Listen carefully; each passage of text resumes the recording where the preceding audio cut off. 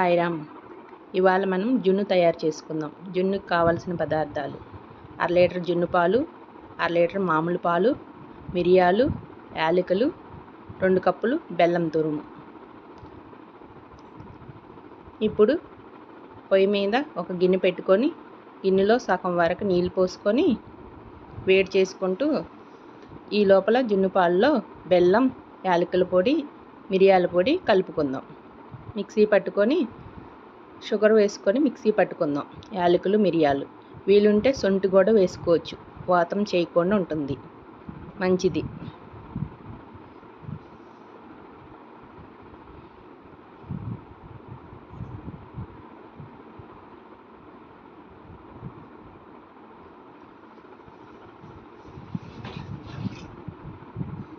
Mixie పట్టుకున్నది యాలకుల పొడి, ఇలాచి, మిరియాల పొడి ఇప్పుడు జున్ను పాలలో కలుపుకుందాం.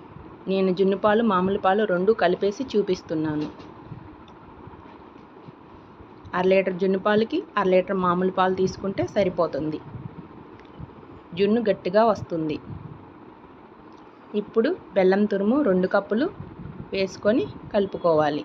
తీపి ఎక్కువ కావాలనుకున్న వాళ్ళు కొంచెం ఎక్కువ, తక్కువ కావాలన్న వాళ్ళు కొంచెం తక్కువగా తీసుకోవాలి.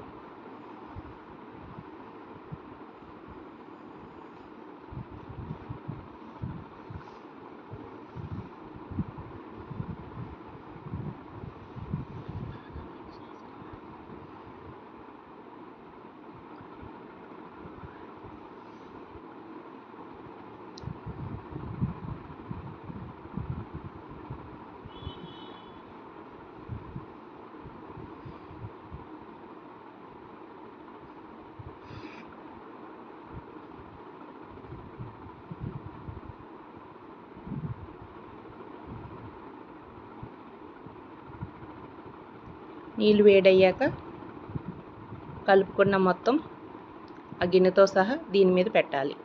అంతే.